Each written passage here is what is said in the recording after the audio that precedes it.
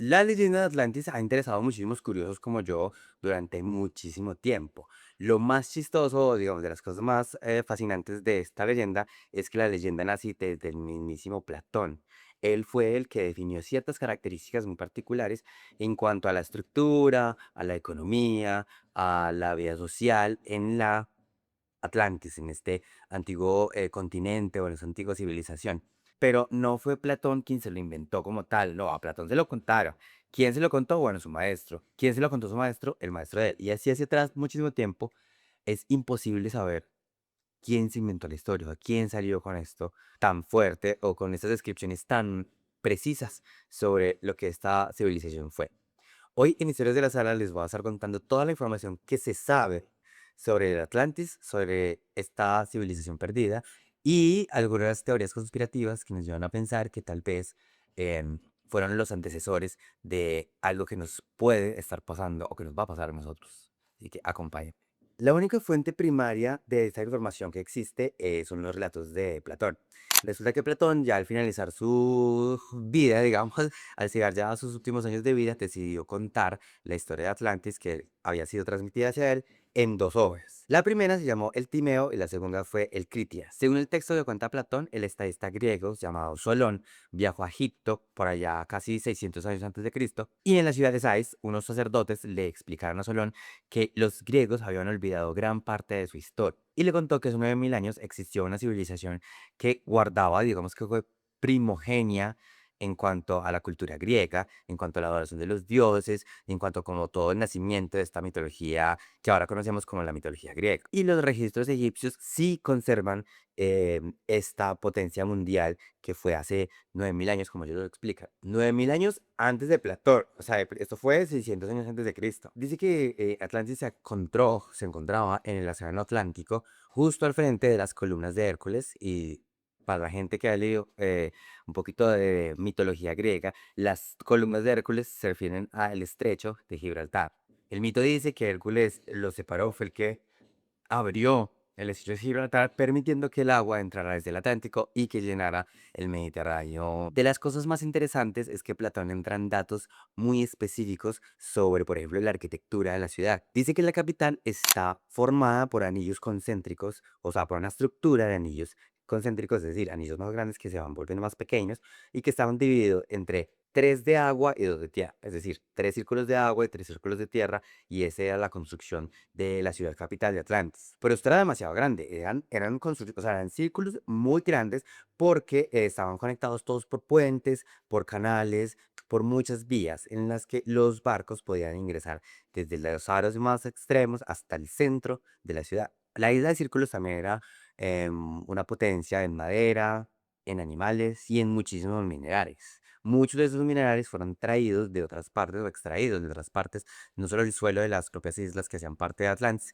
sino traídos de otras partes del planeta. El mineral más preciado era el orical, que era un metal que brillaba muchísimo como el fuego, decían, cuando la luz le pegaba a ese metal, el metal se prendía a fuego como si fuera incandescente, rojo incandescente, y era considerado tan valioso, incluso que era más valioso que el oro de su. En el centro de la isla, en toda la mitad de la isla, se erigía un monumento dedicado a su dios patrono, digamos al dios patrono de la ciudad de Atlantis y de esa ciudad en específica, que era al dios de los océanos. Estaba recubierto en oro, plata y oricarco.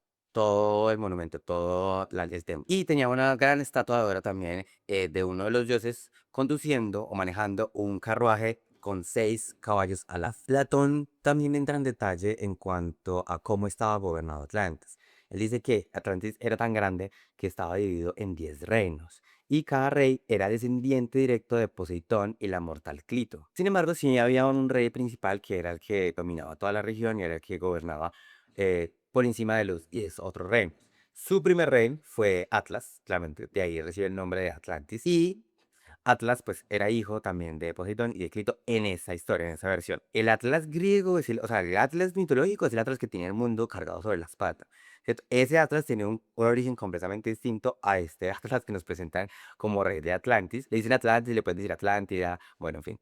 Yo le prefiero decir Atlantis como la película. Durante el gobierno, todos los reyes, los 10 reyes, se reunían cada 5 o 6 años para redefinir las leyes y lo que estaba pasando. O sea, mejor dicho, como para hacer un balance general de cómo nos está yendo. Cada 5 o 6 años reevalúan las leyes. Ellos vivían bajo un estricto código de honor y de una moralidad elevada. Al principio no. Eso fue cambiando con el tiempo y esto fue uno de los temas también que se dice que llevó a la destrucción de la Atlántida.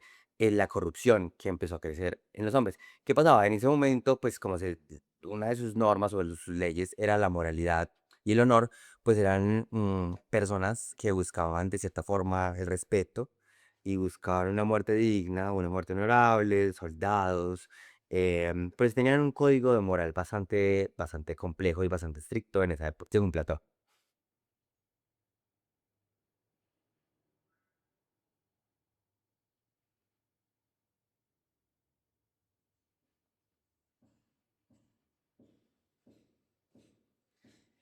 Y ese es precisamente, digamos, como el punto central de la historia de Platón. El hecho de que Platón quisiera escribir este texto de la Atlántida por primera vez, pues da a entender que más allá de lo que fuera, simplemente la historia o simplemente el estilo de vida, la arquitectura que tenían los atlantes, es más que todo una moraleja. O sea, lo hizo con el sentido de, voy a contar esta historia, voy a contar esta moraleja, voy a hacer entender a la gente a través de la historia de la Atlántida lo posible que es que esto nos pase a nosotros, que la corrupción logre ser tan grande que simplemente nos destruyamos a nosotros mismos. Porque pues ese fue el punto central de la historia de Platón, ¿cierto? El castigo que recibió Atlántida precisamente por dejarse corromper y por no mantener ese código moral con el que se había organizado la sociedad y la civilización. Sin embargo, a mí me parece que es muy difícil que ese tipo de cosas se conserven porque somos humanos que tenemos un tiempo limitado dentro del planeta y pienso que para lograr esos cambios sí se pueden hacer, pero pienso que al pasar el tiempo, la idea original de vamos a mantener esta sociedad como con una moralidad alta, ¿cierto? Como con un honor bastante admirable, pues va cayendo sobre su propio peso, pues porque la gente se acostumbra, la gente se le olvida cuáles son de pronto sus raíces, se le olvida su propia historia, entonces tiende a repetirla y tiende a cometer los mismos errores. Y pienso también que hace parte de la naturaleza humana el corromperse. Lastimosamente pienso que somos seres bastante corrompibles. Entonces, esta es una muestra, lo que cuenta Platón acá, con temor de que se vuelva a repetir, pero es una muestra de lo que se ha venido repitiendo en diferentes escalas alrededor de la historia del planeta y de la humanidad. Lo que cuenta Platón es que al pasar las generaciones, ¿cierto? La parte divina de los atlantes, es decir, los descendientes de los dioses y de Poseidón, se empezaron a mezclar con la gente normal y eso dio a que esta cualidad divina pues fuera desapareciendo con el tiempo a medida que las generaciones iban avanzando. La gente cambió completamente, la dinámica de la vida también cambió muy diferente. Se volvieron codiciosos, se volvieron bélicos, se volvieron demasiado arrogantes. Recordemos que ellos hacían parte de una civilización que era la potencia mundial en ese momento, o sea, 9000 años antes de Platón. Ellos eran la potencia mundial y tenían, digamos, todo el acceso a los minerales y el acceso a la tecnología. Eso es súper importante también. Platón cuenta que los atlantes intentaron esclavizar a todo el Mediterráneo, intentaron todas las tierras y las colonias y los pueblos que habían alrededor del Mediterráneo, pues ellos intentaron asaltarlos, capturarlos e esclavizar a todo el mundo que vivía y venía de todo el Mediterráneo. Dice Platón que fue el antiguo Atenas, es decir, el antiguo hasta nosotros, el Atenas que nosotros ya conocemos, o el que se nos hace un poco más familiar, el Atenas constituido, ¿cierto? Que ya era un país como tal, ya eran los griegos.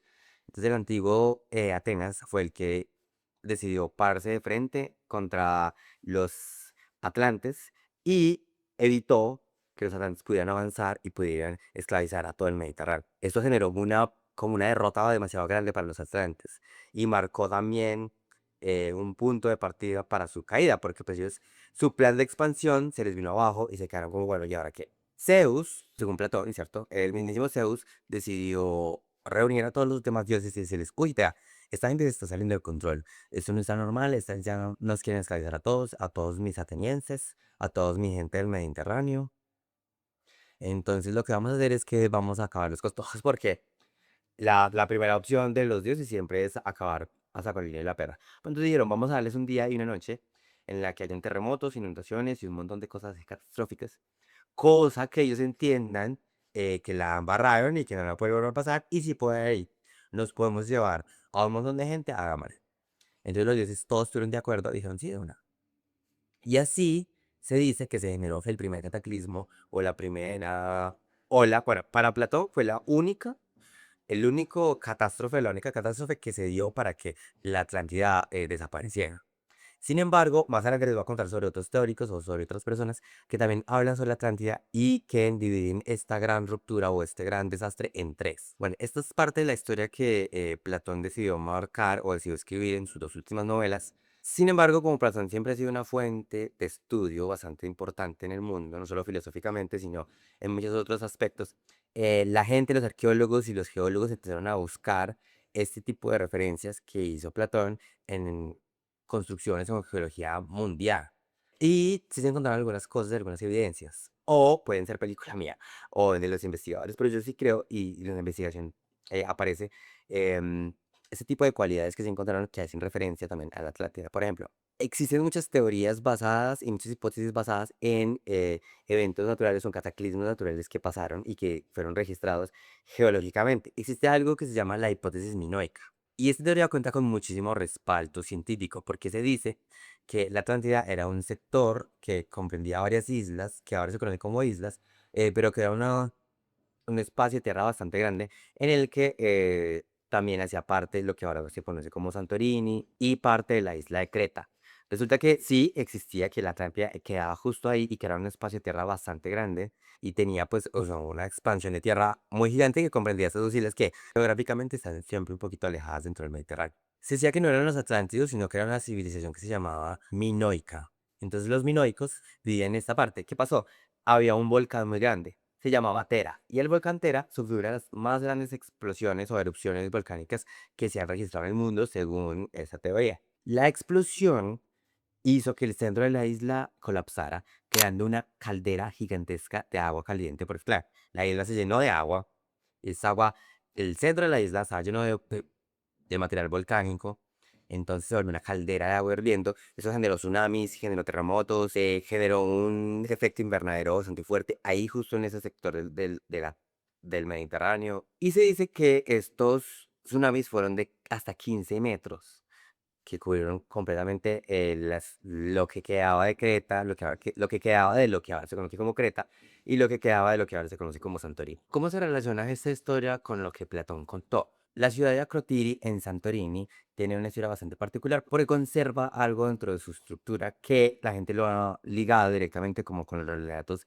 de Platón sobre la Atlántida. Por ejemplo, dice que tiene un sistema de alcantarillado bastante moderno y que coincide con las descripciones de Platón como esas descripciones de civilización avanzada. Si se asume que la traducción de los textos egipcios que decían de que la civilización se desapareció hace 9000 años, si se asume que esa traducción está mal traducida y que realmente no son 9000 años, sino 900 años, casa perfectamente con el tiempo en el que a Platón le dijeron lo que había pasado con la Atlántida. Es decir, a Platón le dijeron, esto pasó con la Atlántida, fue hace 9000 años. Pero si hace 9000 años se le hizo fue un error de traducción y no fueron 9000 sino 900, pues casa perfectamente con la eh, tragedia que pasó con el volcán Tera en esa parte del Mediterráneo. Si no, si los egipcios no se equivocaron con la traducción, simplemente no pasó. Fueron dos catástrofes completamente distintas. Pero lo que se cree es que sí, o sea, es la teoría más soportada y más apoyada hasta el momento de sobre dónde podría haber sido la Atlántida y sobre dónde nació el mito o la leyenda de esta civilización. Otro grupo de personas o de investigadores apuntan directamente a la ubicación donde Platón dijo que estaba la Atlántida o la capital de la Atlántida. Según Platón, pues queda más allá del Atlántico, más allá del estrecho de Gibraltar. Entonces, esto pone esa ubicación en el sur de España. Y se dice que entonces las Atlántidas simplemente pudo haber sido una civilización que ellos se conocían como tartesos. Los tartesos eran una civilización que era muy rica en minerales, muy rica en exportaciones y en negocios con otras comunidades y con otras civilizaciones, y desapareció abruptamente de cualquier registro, incluso de los registros geológicos, geográficos y todos los que habían en esa región desde el siglo VI antes de Cristo.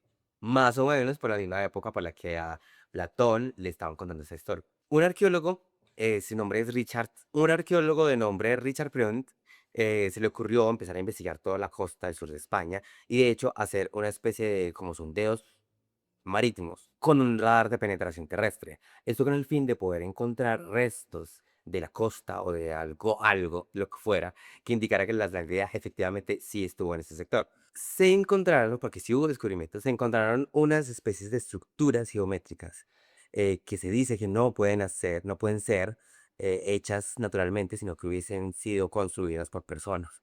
Este tipo de figuras geométricas se expanden como si fuera de verdad una ciudad o una costa. Todas estas ciudades planificadas estaban cubiertas sobre metros y metros de lodo.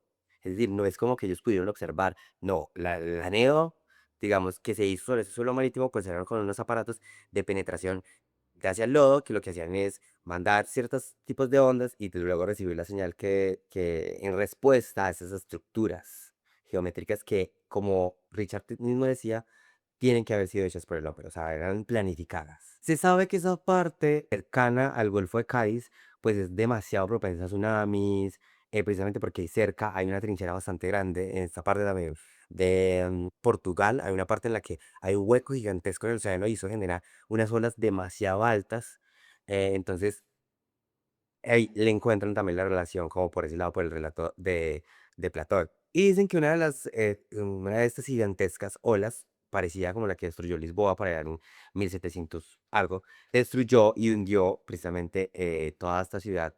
Otro de los supuestos o de los posibles lugares en los que pudo haber estado la Atlántida es un lugar que se llama el Ojo del Sahara. Si bien queda un poco alejado de donde Platón describió que quedaba, la forma es bastante particular y recientemente ha generado o ha cogido muchísima fuerza la teoría de que el Ojo de Sahara es posiblemente pudo haber sido la sede o la capital no, de la Atlántida. Lo dicen es por su forma principal y el hecho de que el Sahara hace muchísimo tiempo no solo fue un desierto, sino que antes estuvo lleno de selva, tuvo civilización que vivió en Sahara, gente que se estuvo transportando y estuvo también llenísimo de agua, de muchos vías acuáticas que desembocaban en el Mediterráneo y en el Atlántico. Pero realmente es la coincidencia con la descripción visual que da Platón que la gente insiste que este puede ser uno de los lugares, ¿cierto? Los círculos concéntricos de más de 40 o 50 kilómetros de diámetro eran la capital de la Atlántida o del Atlantis. El ojo del Sahara está rodeado por montañas al norte, justo como lo escribía Platón. También hay restos arqueológicos del Paleolítico en ese sector que dice que si bien es una formación natural, el ojo del Sahara es una formación completamente natural dada por la erosión de la tierra, por las lluvias y bueno, en fin, por muchísimas razones, sí hubo civilización que se asentó allá. Sí hubo gente que vivió en esos círculos concéntricos y sí hay evidencia arqueológica de que sí hubo gente conviviendo y viviendo en ese sector. Puede que hayan sido los ascendentes, pueden que hayan sido los ascendentes, pueden que hayan sido tribus nómadas de hace muchísimo tiempo, o de verdad pudo haber surgido una civilización en esa época, en ese momento, en ese lugar en específico. Esa, no sabremos tampoco saberlo, no tenemos evidencia para saber si sí es cierto o no es cierto. Pues claramente esa historia la leyenda Atlantis y la Atlántida de esta civilización perdida, pues ha generado todo tipo de teorías conspirativas, de las cuales vamos a hablar a continuación. Pues tiene mucho sentido que haya generado tantas teorías conspirativas, porque hay muchas cosas y muchos secretos y muchas civilizaciones que nosotros en este momento de la historia no tenemos acceso, no tenemos conocimiento en lo absoluto. Entonces creo que esto y este misterio es el que ha generado tanta curiosidad en la gente. En el siglo XIX, surgió un movimiento gracias a una mujer llamada Elena Blavatsky. Doña Elena Blavatsky proponía que nosotros, los seres humanos, éramos evolucionados de un cierto número de razas superiores. Y los atlantes eran una de esas razas superior de las cuales nosotros provenimos todos. Ella afirmaba que esta cuarta raza, porque eran definidos como muchas razas, pero la cuarta raza de la que nosotros provenimos, la raza de los atlantes.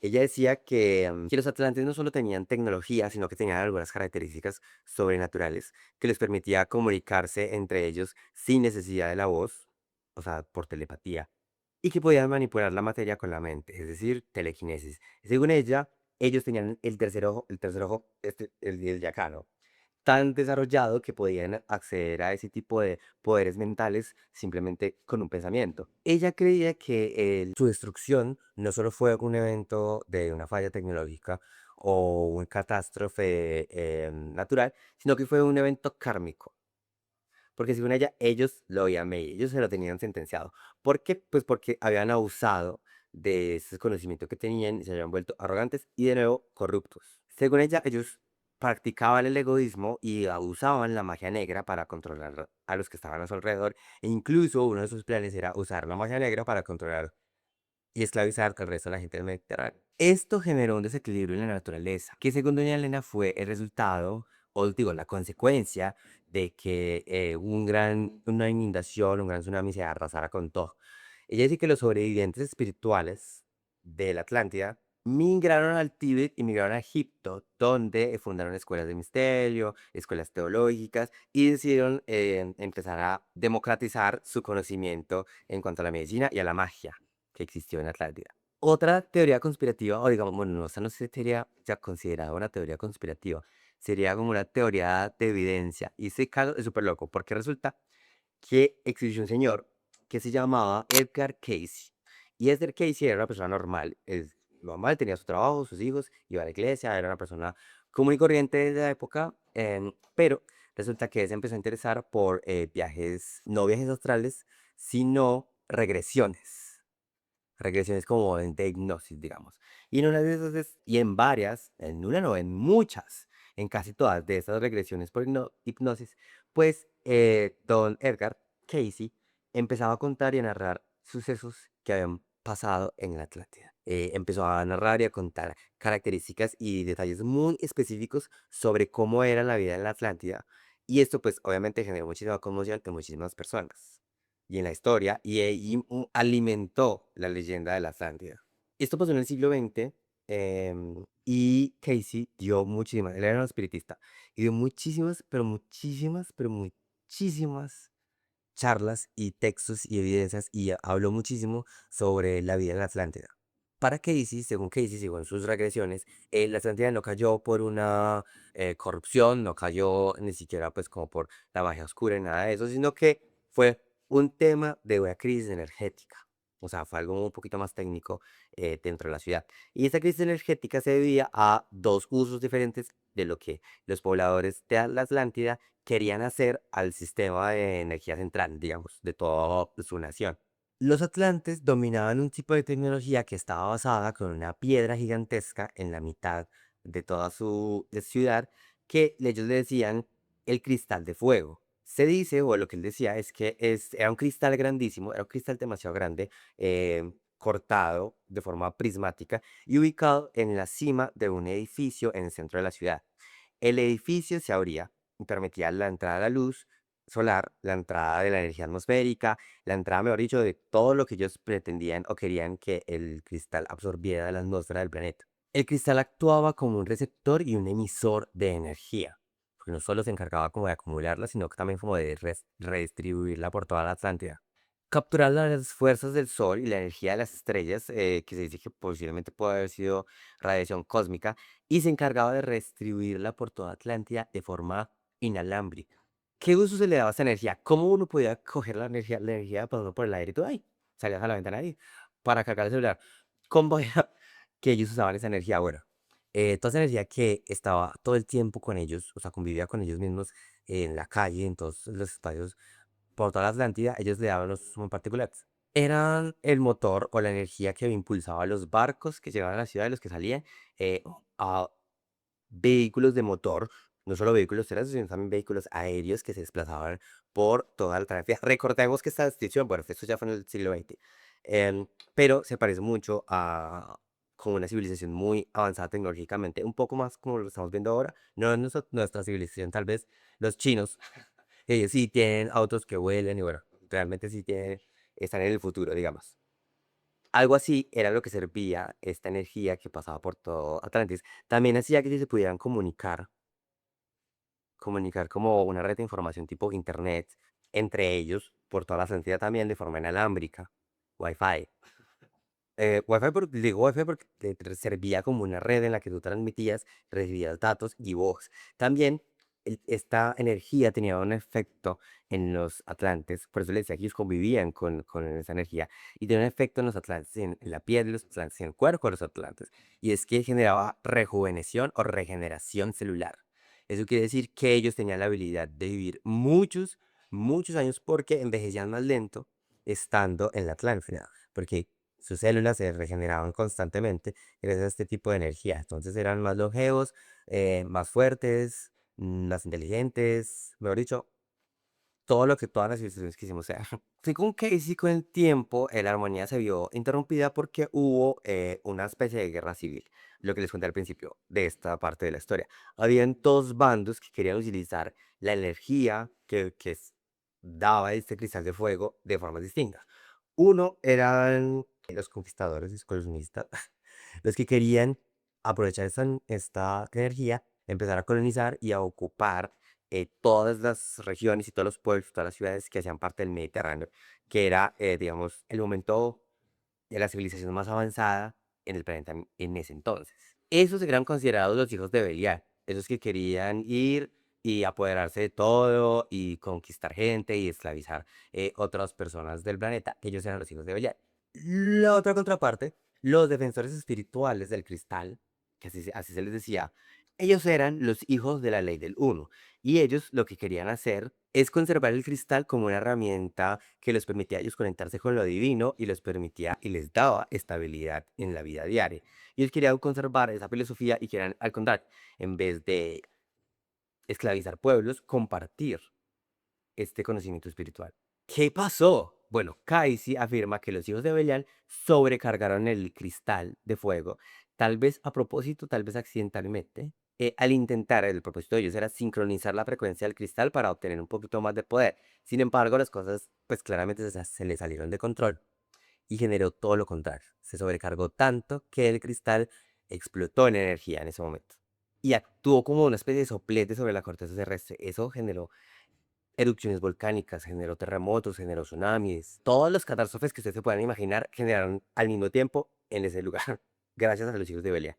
Y eso terminó fragmentando todo el continente. Recordemos que la Atlántida también se le menciona como si fuera una especie de continente completo, tipo Europa, que puede ser un continente más pequeño, o un Asia, o un Asia menor, o de pronto puede haber sido como un Nueva Zelanda, que es considerado como Nueva Zelanda, que comprende Australia y otro tipo de islas antes de que se dividieran. Era como una especie de continente o subcontinente, no recuerdo cómo se llama.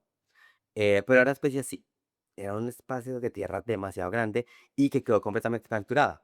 Sin embargo, Casey no explica este acontecimiento solo en una sola parte. Él dice que este fue el inicio de tres acontecimientos distintos o de tres etapas distintas que llevaron a la extinción de los Atlantes.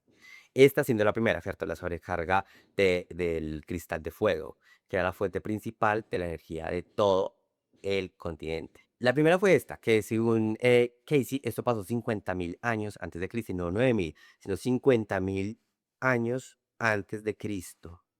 Y que resultó este primer evento en la separación del continente, en la división del continente en esta gran cantidad de islas. El segundo evento catastrófico, la segunda parte de esta extinción masiva de los atlantes, se dio 28.000 años antes de Cristo, es decir, como 22.000 años después del primer cataclismo de que se dividieran las islas. Realmente pasó muchísimo tiempo. Y en este segundo cataclismo lo que pasó fue que hubo una inundación demasiado grande que ya no tuvo que ver relación o que ya los atlantes no tuvieron que ver, y la culpa sí ya no fue de ellos, eso fue algo natural. Y esa gran inundación se llevó gran parte de las islas, lo que las islas que habían quedado resultantes de la destrucción del continente.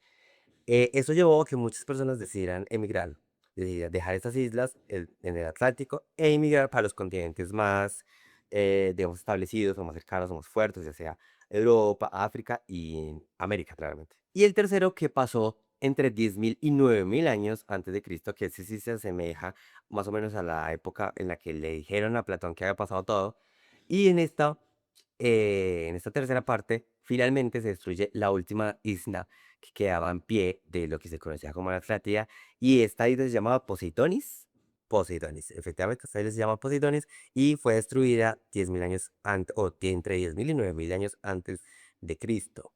Repito, coincidiendo exactamente con la fecha con la que había dicho Platón que había pasado. Es decir, no estoy diciendo que sí pasó, no, estoy diciendo que la coincidencia es bastante grande. Que los textos de Platón sí existieron después de que Casey tuviera sus viajes astrales y sus conocimientos espirituales, sí. que tal vez Casey tuvo acceso a lo que dijo Platón, por supuesto. Por supuesto, incluso Casey precisamente nunca habló de la infraestructura de cómo estaba dividida la ciudad, sino que habló de puntos específicos en los que Platón no hizo hincapié. Me pareció bastante interesante. Uno de los puntos de los que los seguidores de Casey más, digamos, se emocionan un poco al saberlo, y es porque, según Casey, los atlantes dejaron todo su conocimiento, porque ellos sabían lo que les iba a pasar. Entonces, antes de que se extinguieran, digamos, ellos dejaron su conocimiento ubicado en ciertos puntos estratégicos del planeta. Uno de ellos fue en las Américas. En Yucatán, precisamente dicen, o en algún lugar en el que tuvo presencia maya bastante fuerte, ahí están escondidos todo el conocimiento atlante. También en las Bahamas, en los que se conocía ahora como las islas de Bimini, o se conocía antes como las islas de Bimini, no estoy seguro, escondieron su conocimiento en el sedimento marino, bajo el sedimento marino, cerca de lo que se conoce como la carretera de Bimini.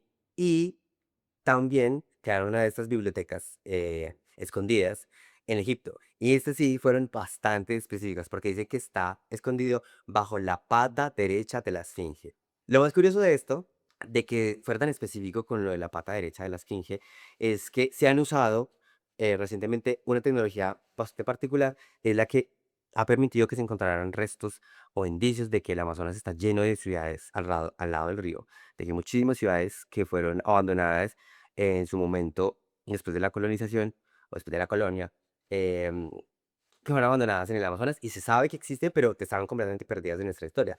Es la vieja tecnología que usaron para ver bajo las pirámides y descubrir que tal vez puede haber algo como unos tipos de bóvedas, unos tipos de estructura bajo las pirámides de Giza.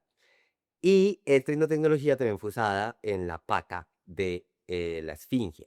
Se han hecho algunas no muy exitosas porque pues se dice que el sedimento bajo la esfinge como tal, específicamente la esfinge, ha sufrido muchos cambios de humedad, muchos cambios de pasarte de climas bastante mojados, digamos, bastante húmedos a bastante secos, entonces eso genera pues, que no sea tan plausible. Igual también es un tema de permisos también, de qué tanto se debe permitir explorar esos sitios antiguos con tecnología tan moderna. Entonces, ahí está las teorías, y los defensores de Casey dicen y juran que en el momento indicado esos conocimiento de la Atlántida va a salir, porque además Casey dijo que esos registros van a aparecerse a sí mismos, van a resurgir o van a ser descubiertos cuando la humanidad llegue a un nivel espiritual en el que entienda que va en un proceso muy parecido al que estuvo viendo en la Atlántida en sus últimos años antes de colapsar como civilización.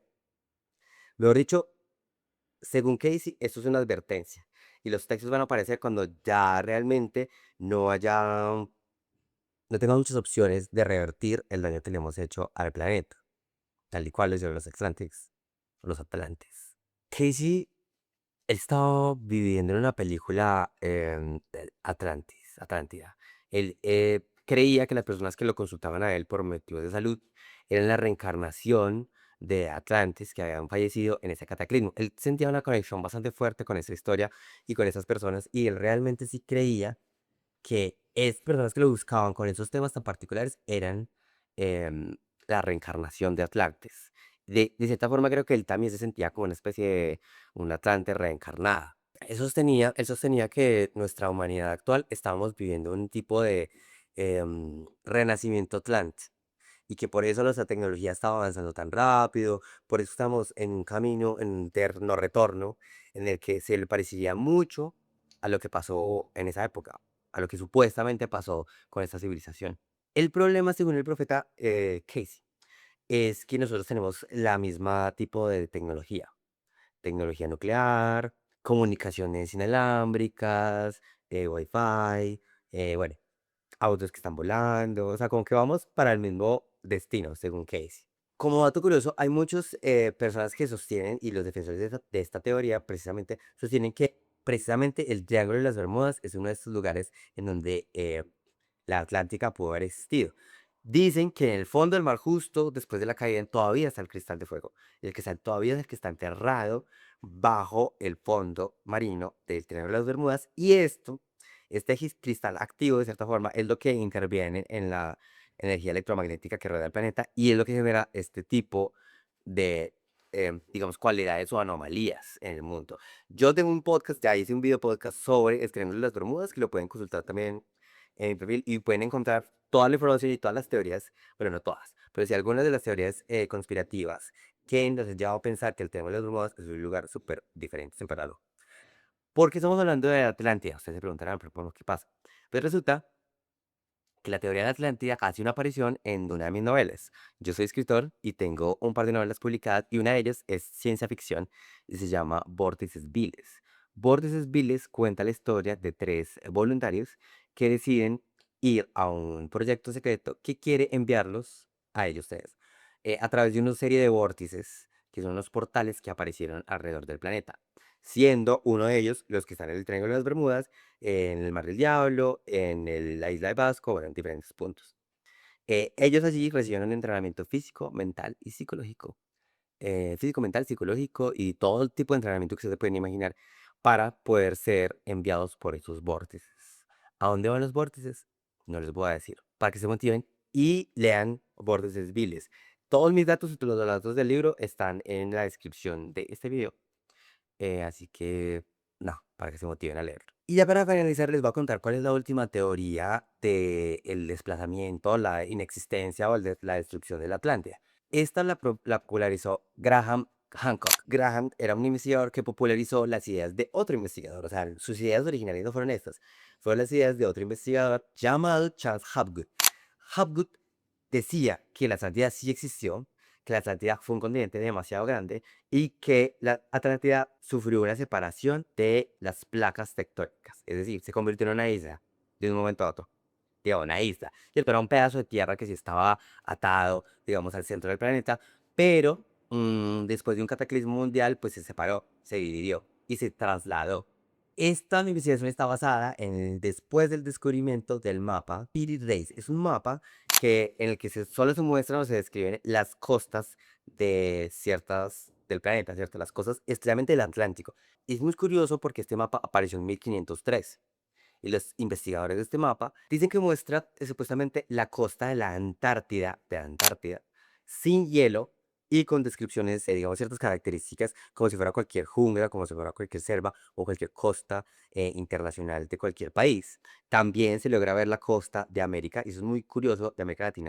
Y es muy curioso porque eso fue años antes, muchísimos años antes del descubrimiento de América y de que se pudiera mapear como tal la costa de América Latina o de Sudamérica, por ejemplo. Entonces, hay muchas teorías que nacen a partir de este mapa tan curioso. Eso implica que alguien cartografió todos los miles y miles de kilómetros que hacen parte de la costa de la Antártida, que es el continente lleno de hielo que está en el Polo Sur. La teoría sostiene que alrededor de 1500 años antes de Cristo hubo la caída de un cometa.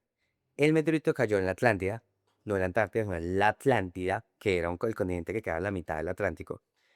Em, y esto hizo que se desprendiera el continente como tal y se desplazara. Es decir, lo que se desplazó fue la corteza terrestre. O sea, el impacto tuvo que haber sido tan grande que la corteza terrestre se desplazó hacia el sur, hacia específicamente el polo sur, solo ese continente. No al resto de los continentes no pasó absolutamente nada. Solo fue este continente, solo fue esa parte de la corteza terrestre que se desplazó. O sea, hizo ¡pum! Pasó del Atlántico a la Antártida. Y se desplazó y pues con su nueva ubicación claramente tardó algunos cuantos años en congelarse completamente. Pero ese sería el resultado de porque la Antártida, perdón, ya empecé a confundir, porque la Antártida podría conservar historia de una civilización antigua bajo sus miles y miles y capas, kilómetros de capas de nieve, de hielo, ni siquiera nieve, hielo.